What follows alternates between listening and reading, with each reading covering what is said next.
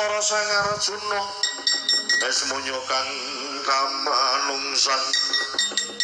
eka dikamandyan ana gongas Kyai esmoyo Kakang Nayantaka apa ingkang tak ngendikake dening Para Prabu Brara Kresna pancen dadi pangungkal manggasah tumraping Arjuna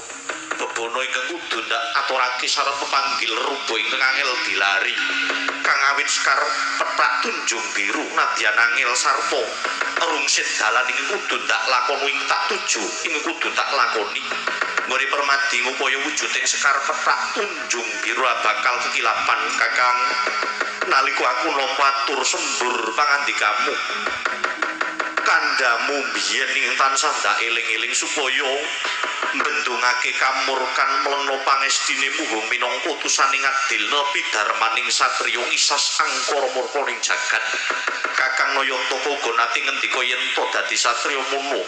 aja pisan-pisan wani aja mangan drembo yen durung ngerti rasaning mbok sing mbok pangan aja nganggo sandangan yen durung weruh carane manganggo aja lelungan yen durung weruh dalane ingkang mbok tuju mundhak sasar susur uriping satriya kuwi mau duweni gegayuhan kudu kinantenan ati ing mantep ciptane lan rasane aja nglumpruk tanpa daya iya Kakang sawangan aja kedhep nganggo permana jati piye caraku bakal ngupadi sekar pethak kunjung biru